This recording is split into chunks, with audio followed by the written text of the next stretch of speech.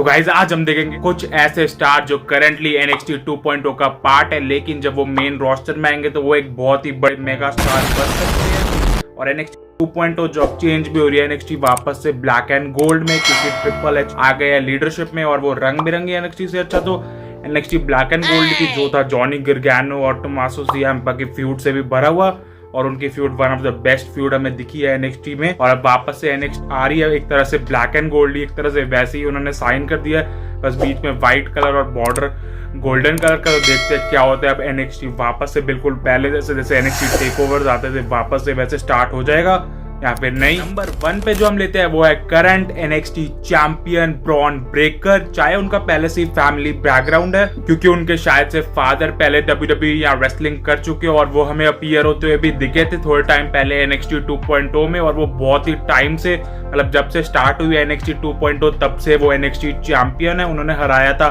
शायद से टोमासो सियाम्पा को, मेन रोस्टर में भी गए थे थोड़े टाइम, लेकिन अभी तो वो NXT में ही है मेनली। देखते हैं कौन उन्हें हरा पाता है, क्योंकि वो भी मेन रोस्टर में बहुत ही सही कर सकते हैं पहले, क्योंकि विंस मैकमैन के अंडर भी वो चैंपियन रहे बहुत ही डोमिनेंट, क्योंकि डॉल्फ जिगलर से वो लड़े और भी अदर रेसलर से लड़े, वो जीत गए। और अब ट्रिपल एच की लीडरशिप में भी वो चैंपियन है, तो ट्रिपल एच को भी वो जरूर पसंद आते होंगे क्योंकि उनकी फिजिक भी बहुत बड़ी है। तो देखते हैं कब आते हैं वो फाइनली मेन रोस्टर में, क्योंकि मेन रोस्टर में भी बहुत कमाल कर सकते हैं जिस हिसाब से उनके NXT में बुकिंग हुई। जो नंबर है वो है everyone's favourite skater girl Cora Jade, जो थोड़े टाइम पहले ही NXT 2.0 में आई थी, लेकिन उनको फैंस का सपोर्ट बहुत ही ज्यादा मिला क्योंकि उनका फैंस के साथ कनेक्शन बहुत ही मस्त है। और NXT में भी उनकी बुकिंग बहुत ही सही हो रही है। शायद से वो NXT टैग टीम चैंपियन भी रह चुकी है, लेकिन वो अब बहुत ही मस्त कर रही है और मेन रोस्टर में भी बहुत कमाल करेगी, क्योंकि फैन का सपोर्ट बहुत ही जरूरी होता है। जैसे आपको याद होगा यस मूवमेंट जो राइज हुआ था फैंस की वजह से, रेसलमेनिया 30 में पूरा यस मूवमेंट था डैनियल ब्रायन का। बेकी लिंच का द मैन गिमिक को भी फैन से बहुत ज्यादा सपोर्ट मिला था। रेसलमेनिया 35 का पहला जो वुमेन्स ने मेन इवेंट करा था वो जीती थी बेकी लिंच। फिर कोफी मेनिया, वो भी याद होगा रेसलमेनिया 35 में ही हुआ था जिसमें उन्होंने हरा दिया था डैनियल ब्रायन को और वो जीत गए थे और पूरा कोफी मेनिया चला था उस टाइम। चाहे ब्रॉक लेसनर ने स्मैकडाउन के फॉक्स के शायद पहले एपिसोड में ही उन्हें थोड़े सेकंड में ही हरा दिया था F5 लगा के, लेकिन तब भी वो कोफी मेनिया बहुत ही मस्त चला था, क्योंकि पहले लगता तो नहीं होगा किसी को कि कोफी किंगस्टन वर्ल्ड चैंपियन बन सकते हैं, क्योंकि WWE में फिजिक वाले लोग जिनकी बहुत अच्छी फिजिक होती है वही ज्यादातर चैंपियन बनते हैं, क्योंकि विंस मैकमैन उनमें इंटरेस्टेड होते हैं। लेकिन कोफी मेनिया जो चला था फैंस के सपोर्ट की वजह से,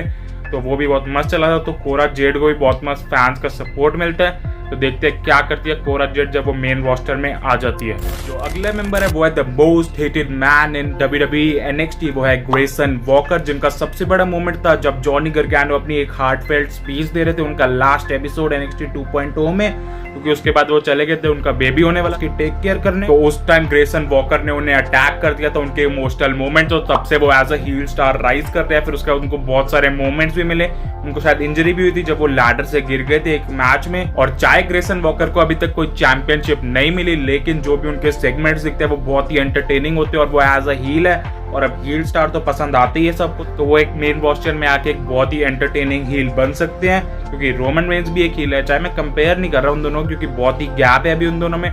लेकिन ग्रेसन वॉकर एक बहुत ही अच्छी हील बन सकते हैं जिस तरह से वो पूरा एक्ट करते हैं WWE NXT। Second last star जो हो सकता है NXT में ब्रेकआउट, वो है कार्मेलो हेज। एक हफ्ता पहले शायद हारे हैं अपने सोलो सिक्वा से NXT नॉर्थ अमेरिकन चैंपियनशिप, और वो शायद 2 time NXT north American champion बन चुके हैं और दोनों बार उनके टाइटल रेन बहुत ही मस्त रहे हैं और डोमिनेंट। और उनका जो मेन सेगमेंट था वो था उनका डेब्यू जो अब NXT ब्लैक एंड गोल्ड थी, और आए थे एडम कोल रिंग में। आते हैं कार्मेलो हेज और वो पूछते हैं क्या चीज है तुम्हारे पास, तो जॉन सीना वाला डेब्यू सेगमेंट करते हैं रिक्रिएट, कहते हैं रूथलेस एग्रेशन, और वहां से ही सबको अटेंशन मिलनी स्टार्ट होगी कार्मेलो हेज पे, क्योंकि जॉन सीना का सेगमेंट तो ऑलमोस्ट सबने ही देखा होगा, और कार्मेलो हेज अगर बोलेंगे तो कार्मेलो हेज पे भी अटेंशन जाएगी, और वो गई भी, और फिर वो एक बहुत बड़े स्टार भी बन गए। तो देखते हैं अब उनका क्या होता है फ्यूचर, क्योंकि वो अब हार चुके हैं NXT नॉर्थ अमेरिकन चैंपियनशिप, और वैसे भी NXT से 2.0 से स्टार जा रहे हैं मेन रोस्टर में, तो वो क्या बारी आ गई है वो मेन रोस्टर का पार्ट होए फाइनली इस बार।